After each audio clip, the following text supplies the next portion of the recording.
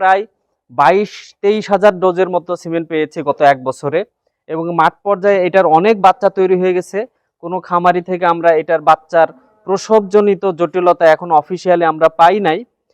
এই বুলটার conception rate খুবই high, US এর 10টা বুলেরই খুব হাই, শুধু ইউএস 7980 দুই একজন কমপ্লেন করছে, বাট বাকি সবগুলোর ক্ষেত্রে কারো কোনো কমপ্লেন নাই, অনেকে 80, 90, 60, 70। আপনারা যে ষাঁড় গরুটি সম্পর্কে জানলেন, এটি হচ্ছে ইউএস 8073 নম্বর ষাঁড় গরু।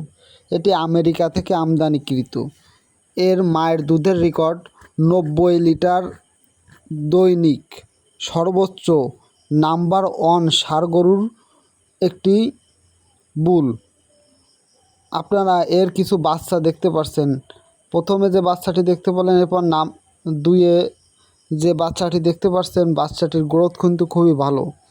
আর আপনারা যারা আপনাদের গাভীর জাত উন্নয়ন করতে চান, অধিক দুধ ও মাংস পেতে চান, তারা ইউএস সরকারি 8073 নম্বর ষাঁড় গরুর সেমেন ইউজ করবেন।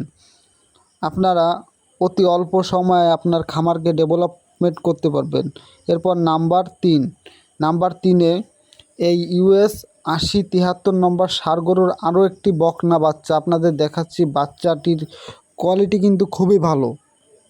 বাচ্চাটির থেকে আশা করা যায় 30 থেকে 35 লিটার পর্যন্ত সর্বোচ্চ দুধ পাওয়া যেতে পারে।